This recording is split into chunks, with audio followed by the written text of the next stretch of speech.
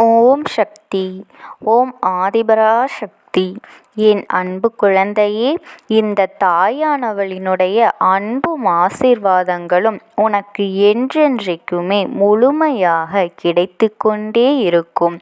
உன் வாழ்க்கையில் இன்னும் நீ உயர உயர உனக்கு எவ்வளவு துன்பங்கள் வந்தாலும் இந்த தாயானவளினுடைய ஆசீர்வாதங்கள் உனக்கு முழுமையாக கிடைத்து கொண்டேதான் இருக்கும்.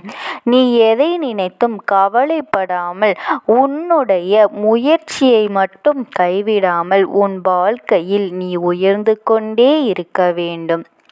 உனக்கு கஷ்டங்கள் வரத்தான் செய்யும். ஆனால் அத்தனை கஷ்டங்களும் உன்னை சோதிப்பதற்காக மட்டுமே என்பதனை நீ மறந்துவிடக்கூடாது. இன்று உன் அம்மா உனக்கு கொண்டு வந்திருக்கின்ற வாக்கினை நீ மனதார கேட்க வேண்டும். நீ அவசரப்பட்டு தள்ளிவிட்டு விடாதே. ஒரு காரணத்தோடு தான் உன்னை நான் தேடி வந்திருக்கின்றேன். உன்னை நான் தேடி வந்திருக்கும் பொழுது என்னை தள்ளிவிட்டு என் குழந்தையின் மனம் வேதனைப்பட்டுவிடக்கூடாது. ஏனென்றால் உனக்கு நான் சொல்லிவிடுகின்றேன். உனக்கு நாளை ஒருவர் வரப்போகின்றார். அவருடைய புகைப்படத்தையே நான் உனக்கு காண்பிக்கின்றேன். என் குழந்தையே, அவர் யார் என்று தெரிந்தால் நீ நிச்சயமாக இன்று இரவை மனமகிழ்ச்சியோடு கடந்து விடுவாய்.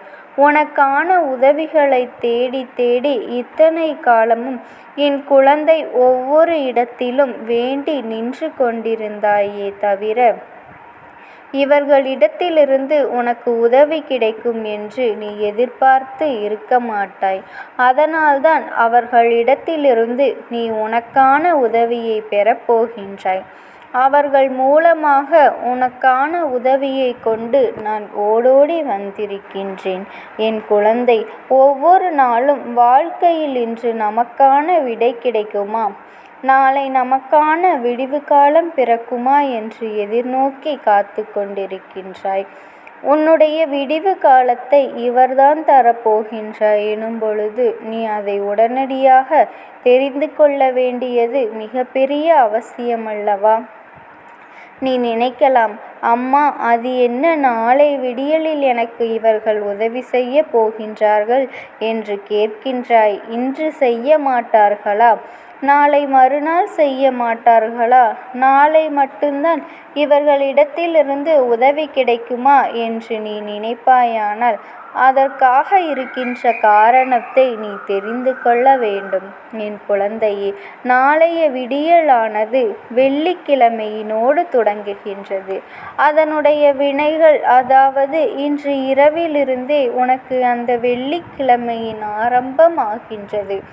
நாளைய விடியல் வெள்ளியில் உன்னுடைய இல்லத்தில் யார் வரப்போகின்றார்னோ, உன் இல்லத்திற்கு வரப்போகின்ற இவரால் உனக்கு என்ன நன்மை நடக்கப் போகின்றது என்பதனை நீ கட்டாயமாக தெரிந்து கொள்ள வேண்டும்.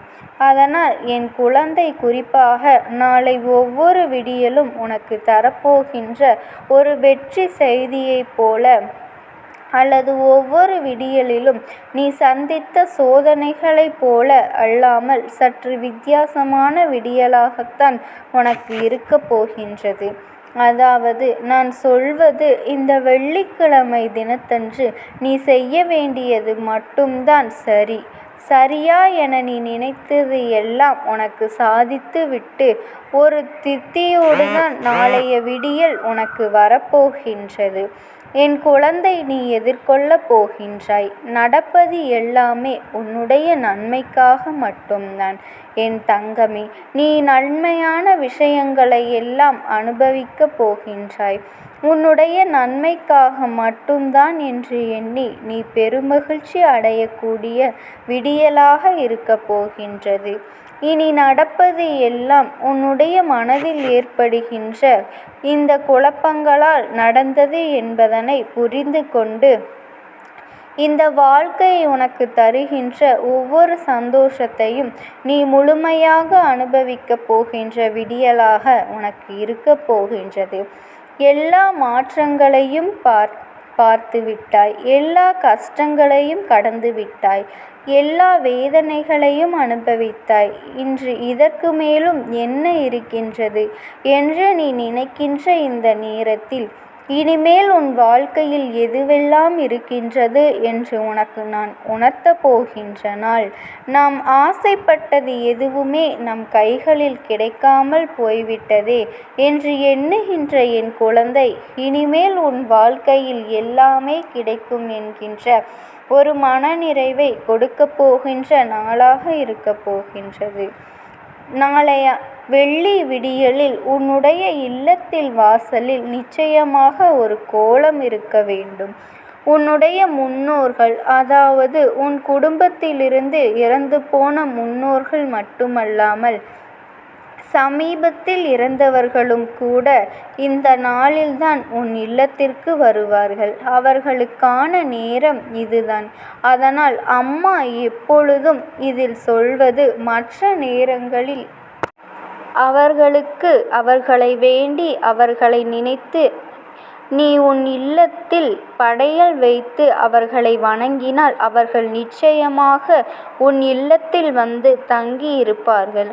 உனக்கு வேண்டிய அத்தனை உதவிகளையும் செய்து கொடுப்பார்கள். உனக்கு ஏதும் பிரச்சனைகள் இருக்கும் பட்சத்தில் அதை தீர்த்தும் கொடுப்பார்கள்.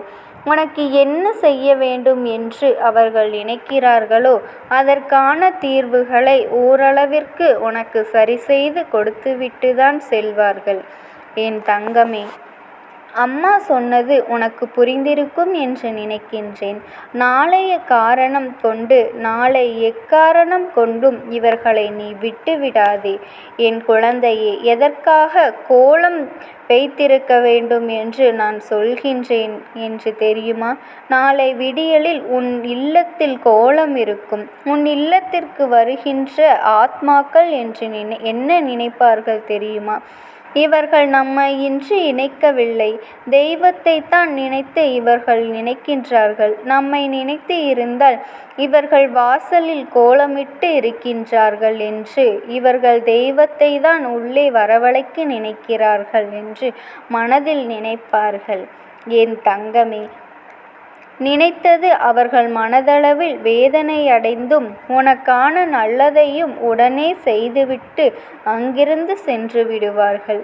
அதனால் என் குழந்தை, உன் வாழ்க்கையில் நடக்கின்ற சில விஷயங்களுக்கு எல்லாம் எப்பொழுதுமே நீ உன் வாழ்க்கையில் உனக்கான கஷ்டங்களுக்கு மற்றவர்களிடம் உதவி தேடுவதை விட, உன் இல்லத்தில் இருந்து இறந்து போனவர்கள், உன்னை எப்பொழுதுமே இணைத்து கொண்டிருக்கக்கூடியவர்கள், உனக்கு நல்லது செய்ய வேண்டும் என்று எண்ணக்கூடியவர்கள், ஏற்கனவே விட்டுப்போன சில விஷயங்களை மீண்டும் வீட்டில் தொடர வேண்டும் என்று நினைப்பவர்கள், இவர்களிடத்தில் பெற்றுக்கொள்ள நீ தயாராக இருக்க வேண்டும். உனக்கு நிச்சயமாக உதவிகளை செய்வதற்கு இவர்கள் காத்து கொண்டிருக்கின்றார்கள் என்பதில் எந்த ஒரு மாற்று கருத்தும் கிடையாது.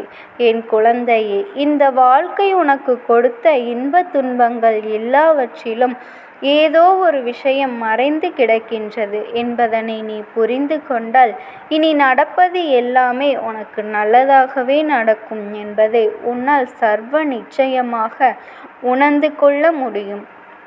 இந்த நாள் உன் வாழ்க்கையில் உனக்கு தருகின்ற ஒவ்வொரு விடியலும் உனக்கென்று இல்லை. நீ வேதனைப்பட்டு இருக்கின்றாய்.